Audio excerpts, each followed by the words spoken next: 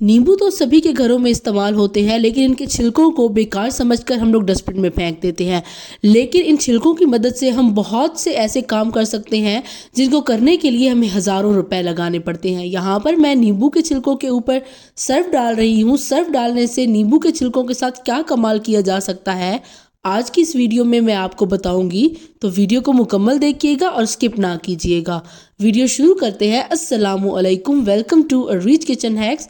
Video start करने से पहले मेरे चैनल को सब्सक्राइब कर दें और मेरी वीडियो को लाइक भी कर दें। यहाँ पर मेरे पास बहुत से नींबू है। सबसे पहले इनका रस निकाल कर हम स्टोर कर लेंगे।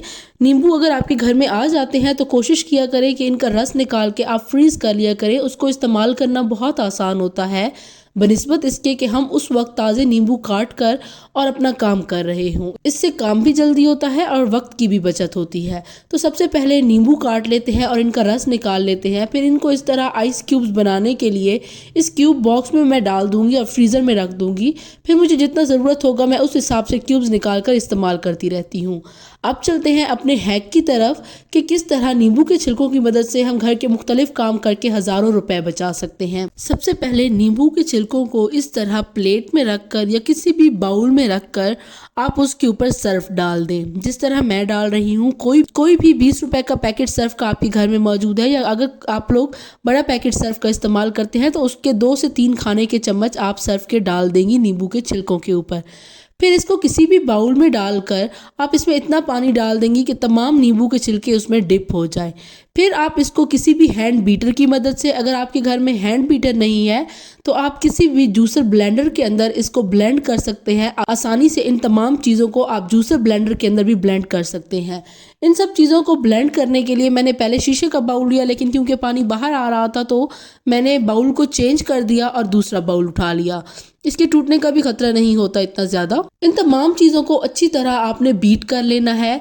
इसका एक फ़ायदा तो ये होगा कि आप जिस भी चीज़ के अंदर इसको बीट करेंगे, चाहे वो आपका हैंड बीटर की मदद से आप बीट कर रहे हैं, चाहे आप जूसर ब्लेंडर के अंदर इसको मिक्स कर रहे हैं, अगर उन दोनों चीज़ों के ऊपर कोई जंग लगा हुआ होगा या कहीं से भी कोई भी जंग शुरू हो रहा होगा तो वो जंग मुकम्मल तौर पर ख़त्म हो जाएगा। आपका जूसर ब्लेंडर, आपका हैंड बीटर बिल्कुल नए जैसा हो जाएगा। अब इस ब्लेंडेड मिक्सचर के अंदर आपने 1 लीटर के जितना पानी मजीद डाल देना है। अब इसी लिक्विड की मदद से हम लोग फ्लोर क्लीनर भी बनाएंगे।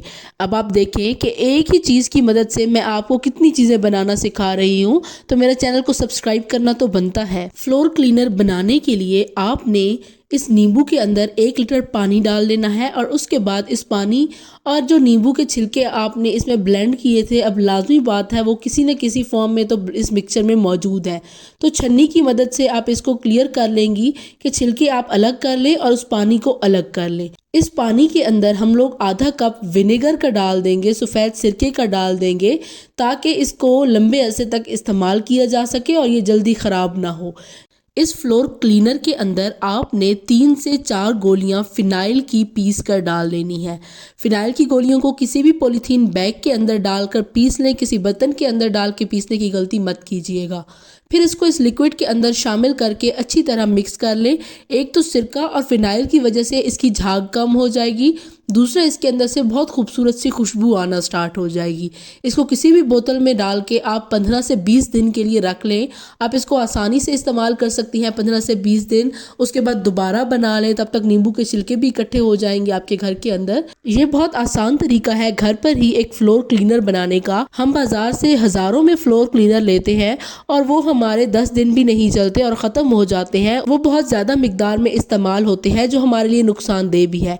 एक तो उनमें केमिकल्स बहुत ज़्यादा होते हैं, दूसरा वो महंगे बहुत ज़्यादा होते हैं। तो उससे बेहतर है आप ये घर पर ही एक फ्लोर क्लीनर बनाकर आराम से इस्तेमाल कर लें। ये फ्लोर क्लीनर बहुत ज़बरदस्त है। अगर आपके घर में बच्चे हैं तो ये फ्लोर क्लीनर जो है ये हमें मुख्तलिफ जरासीमों से भी बचाएगा, क्योंकि नींबू और सिरका दोनों ही एसिडिक होते हैं और ये बैक्टीरिया वगैरह को ग्रो नहीं करने देते।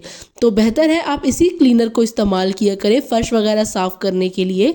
हम लोग बाजार से इतने महंगे महंगे क्लीनर लेके आते हैं, लेकिन फिर भी वो उस तरह काम नहीं करते जिस तरह ये घर की बनी हुई जुगाड़ू चीजें काम कर रही होती हैं। अब इसी लिक्विड की मदद से हम लोग डिश वॉश लिक्विड भी बनाएंगे। जी बिल्कुल, आप सही सुन रहे हैं, वो डिश वॉश जिसकी मदद से हम लोग घर में बर्तन धोते हैं, वो भी इसी लिक्विड की मदद से। अब इसी लिक्विड की मदद से जो हमने लिक्विड अलग किया था पहले फिनाइल की गोलियां डालने से पहले, उसी लिक्विड के अंदर हम लोग 2 चम्मच मीठे सोडे के डाल देंगे। मीठा सोडा जो है वो एक बहुत ज़बरदस्त क्लीनर है। जब मीठे सोडे को इस लिक्विड के अंदर हम डालेंगे तो ये एक डिश वॉश लिक्विड में कन्वर्ट हो जाएगा और फिर इसकी मदद से हम कितने भी बर्तन हो बहुत आसानी से धो सकती हैं। बाजार से लिया गया डिश वॉश लिक्विड बहुत कम अरसा चलता है, जबकि घर पर बनाया गया ये डिश वॉश लिक्विड आप काफ़ी अरसे तक इस्तेमाल कर सकती हैं। ये बहुत ज़्यादा मिकदार में नहीं लगता, जितना हम बाजार का डिश वॉश लिक्विड इस्तेमाल करते हैं उससे बहुत कम मिकदार में ये इस्तेमाल होता है और हमारा काम भी बआसानी और बहुत जल्दी हो जाता है। एक तो नींबू की वजह से हमारे बर्तनों में चमक आ जाती है, अगर उनके ऊपर कोई दाग धब्बे लगे हुए हैं तो वो भी ख़त्म हो जाते हैं। यहाँ पर मैं आपको इस डिश वॉश लिक्विड की मदद से अपने सिंक को साफ करके दिखा रही हूँ कि किस तरह ये पहले चिकना था और जब मैंने इस डिश वॉश लिक्विड की मदद से इसको साफ किया तो इसमें कितनी चमक आ गई। ये जंग को भी रोकेगा इन चीज़ों के ऊपर से, और बर्तनों के ऊपर भी जो लोहे के बर्तन वगैरह हम घरों में इस्तेमाल करते हैं उन पर भी अगर जंग वगैरह लगा हुआ है तो वो भी ख़त्म हो जाएगा इसी लिक्विड की वजह से। ये थे आज के हैक्स, ये थी आज की वीडियो। उम्मीद करती हूँ आपको आज की वीडियो बहुत पसंद आई होगी। कल मिलते हैं एक नई वीडियो के साथ, एक नए हैक के साथ। माजरत के साथ पिछले कुछ दिनों से मैं वीडियोस नहीं डाल रही क्योंकि मेरे गले में शदीद इन्फेक्शन हुई है। अगर किसी को इस इन्फेक्शन के बारे में कोई भी इलाज पता है तो मुझे बता दें। कल मिलते हैं एक नई वीडियो के साथ, एक नए हैक के साथ।